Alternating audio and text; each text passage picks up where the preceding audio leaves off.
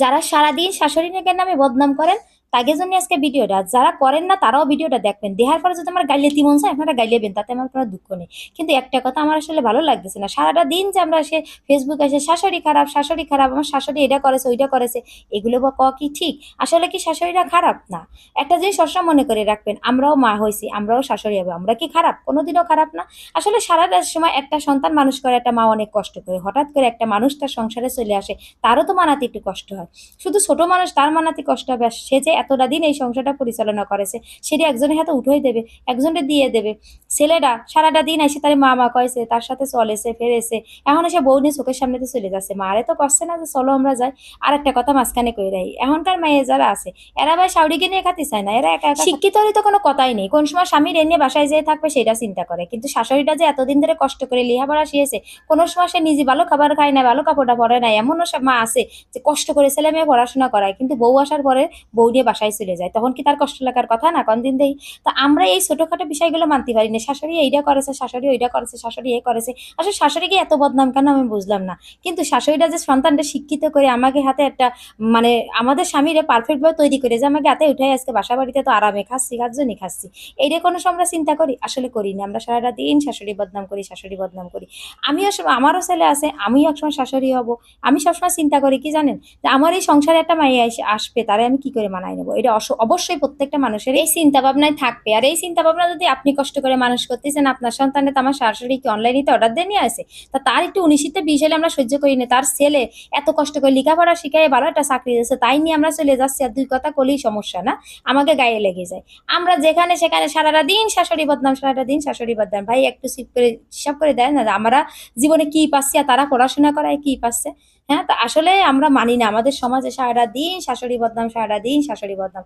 এই জিনিসটা আমার কাছে এত খারাপ লাগে কেন জানি না। কবেন যে আপনি কি মেলা ভালো? আসলে মেলা ভালো না, একটু বিবেচনা করে দেন যে সবাই কিন্তু একই রকম, কিন্তু মানায় নিতে হয়, মানাতে মানাতে আসলে মেয়ে মানুষের জীবনই তো মানায়। সব থেকে অসহায় কিনা জানিস? পুরুষ মানুষ।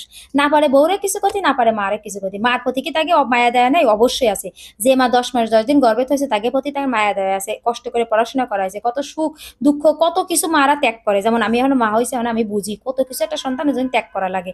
তো সেই মা সন্তানের অবশ্যই মনে থাকবে, কিন্তু পুরুষের এত নিরুপায় থাকে যে বউ কি করবে, কত অশান্তি ঘরে সহ্য করবে। যখন অশান্তি সহ্য করতে পারে না, তখন অবশ্যই সে একটা না একটা পদক্ষেপ নেয়। কি করবে তখন? সংসারই বাইসে নেয়, তারও তো একটা ভবিষ্যৎ আছে। তাহলে আমরা মেয়েরা কি মেলা ভালো না? এই দেখেন কি পটের বিবি আনন্দ করে ডাইনিং টেবিলে বসে খাচ্ছি চা পরাটা, আর আমার শাউরি কি খাচ্ছে গ্রামে বসে? যাই দেখেন কি হয়তো বা পান্তা ভাত নাইলে ঠান্ডা ভাত কিছু আছে তাই খাচ্ছে। তা আমরা এত আরামে থাই, তারপরে শাশুড়িকে কথা সহ্য করতে পারিনি, এইটাই হচ্ছে আমরা মেয়েরা। আসলে মেয়েরা যে এত খারাপ কি আর কব। তো যাই হোক, আমরা মেয়েরা খারাপ ভালো নিয়ে দুনিয়া। এবার আপনি কবেন যে আপা আপনি কি মেলা ভালো পুতির বউ? না, আমার শাশুড়ি যে মেলা ভালো তাও না, তারও দোষ গুণ আছে। কিন্তু আমি সবসময় চিন্তা করি আমার বাইরের বউর কথা, বুঝছেন? চিন্তা করে মনে হয় কি, যখন আমার মার সাথে খারাপ ব্যবহার করে আমার তো মেলা খারাপ লাগে।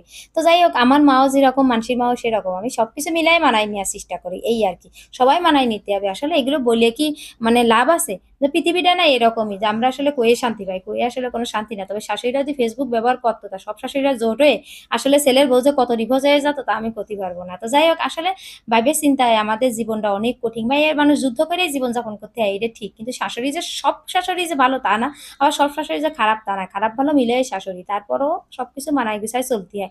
এটাই তো আমাদের মেয়েকে জীবন নাকি কোন দিন দেখি।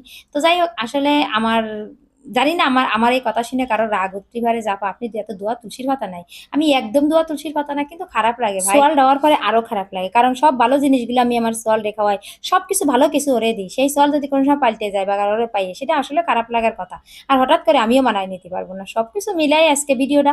আর আমার ভিডিওটা যদি ভালো লাগে থাকে তো অবশ্যই লাইক কমেন্টস এবং শেয়ার করে আমার পাশে থাকবে। না দেখেন আপনাদের সাথে কথা কথি কথি আমার কিন্তু রান্না হয়ে গেছে। এই যে এত সুখ, এত রান্না বাড়াই, এত খাওয়া দাওয়া, তাও কিন্তু ওই শাউরির সোয়ালের জন্য, বুঝছেন? তো যাই হোক, আজকে এই পর্যন্তই। আমার জন্য দোয়া করবেন, আর ভালো লাগলে অবশ্যই আমার পাশে থাকবেন। আসসালামু আলাইকুম, আল্লাহ হাফেজ।